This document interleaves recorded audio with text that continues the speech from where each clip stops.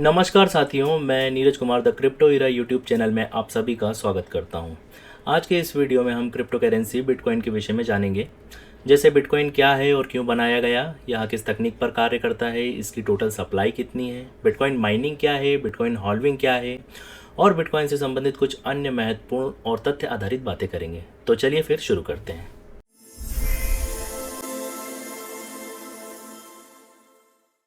यदि हम समय चक्र में थोड़ा पीछे चलें तो उन परिस्थितियों से अवगत हो सकते हैं जिन्होंने इसकी पृष्ठभूमि तैयार की।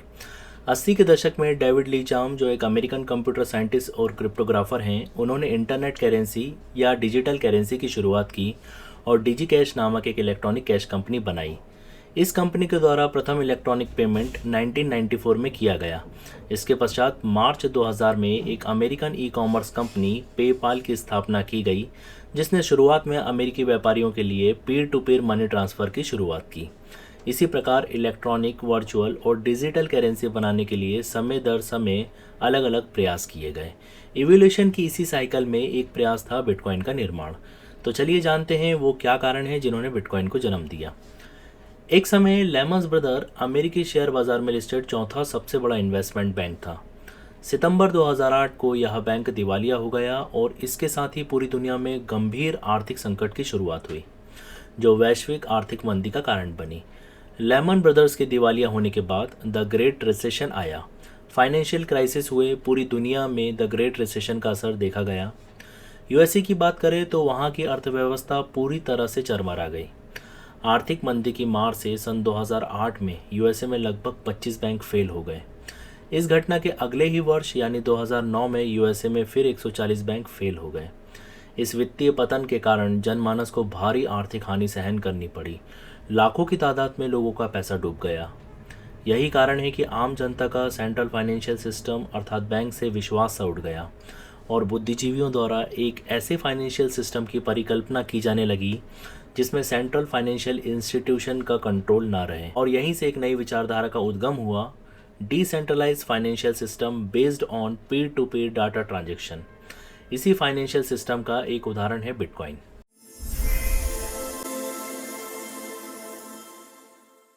31 अक्टूबर 2008 में सतोशी नाकामोटो, जिनके विषय में वर्तमान में पर्याप्त डाटा उपलब्ध नहीं है, उन्होंने इंटरनेट पर एक आर्टिकल पब्लिश किया जिसमें लिखा था, a version of electronic cash that would allow payment send to the directly one party to another party without going to financial institution. जिसका हिंदी में ट्रांसलेशन है, क्यों ना कोई ऐसा कैश सिस्टम बनाया जाए जिससे एक पर्सन से दूसरे पर्सन तक ट्रांजेक्शन बिना किसी रुकावट के और बिना किसी फाइनेंशियल इंस्टीट्यूशन के दखल के किया जा सके। इसी विचारधारा को कार्यान्वित करते हुए नाकामोटो ने एक डिसेंट्रलाइज्ड डिजिटल करेंसी या डिसेंट्रलाइज्ड वर्चुअल करेंसी बनाई, जिसे बिटकॉइन नाम दिया। 3 जनवरी 2009 को बिटकॉइन का जेनेसिस ब्लॉक सतोशी नाकामोटो के द्वारा बनाया गया। किसी ब्लॉकचेन के फर्स्ट ब्लॉक को जेनेसिस ब्लॉक कहते हैं। और यदि हम ब्लॉकचेन के विषय में बात करें तो ब्लॉकचेन वो वित्तीय डाटाबेस लेजर टेक्नोलॉजी है जो अपने ब्लॉक्स पर पब्लिक डिस्ट्रीब्यूटेड लेजर को रिकॉर्ड के रूप में स्टोर या संग्रहित रखती है और ये ब्लॉक आपस में एक चेन के द्वारा जुड़े रहते हैं। ब्लॉकचेन की संरचना जटिल मैथमेटिकल पजल के द्वारा की जाती है, जिससे ब्लॉक में संग्रहित लेजर में किसी भी प्रकार का बदलाव या छेड़छाड़ नहीं की जा सकती है।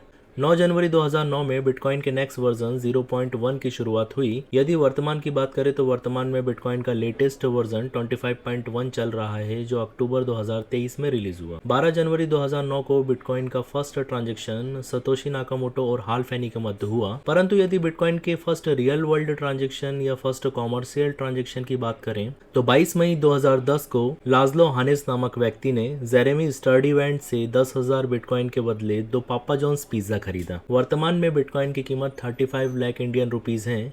इस हिसाब से 10,000 बिटकॉइन मीन्स 35 अरब रुपीस, सोच सकते हैं। इस घटना को बिटकॉइन का प्रथम वाणिज्य ट्रांजैक्शन मानते हुए हर वर्ष 22 मई को बिटकॉइन पिज्जा डे के रूप में सेलिब्रेट किया जाता है।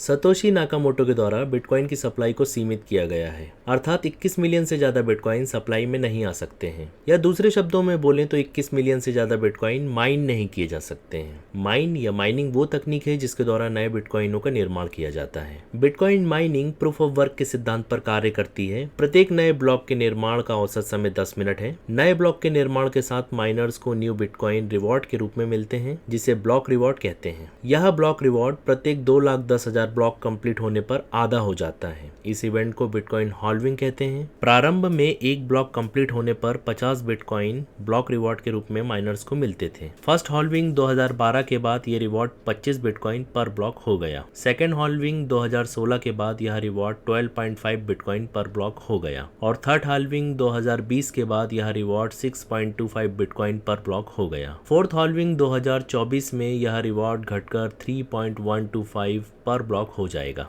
बिटकॉइन की यूनिट को 3 भागों में बांटा जा सकता है। पहला मिली बिटकॉइन, बिटकॉइन के 1000वें हिस्से को मिली बिटकॉइन कहते हैं। दूसरा माइक्रो बिटकॉइन, बिटकॉइन के 10 लाखवें हिस्से को माइक्रो बिटकॉइन कहते हैं। तीसरा सतोशी, बिटकॉइन के 10 करोड़वें हिस्से को सतोशी कहते हैं। यह बिटकॉइन की सबसे छोटी इकाई है।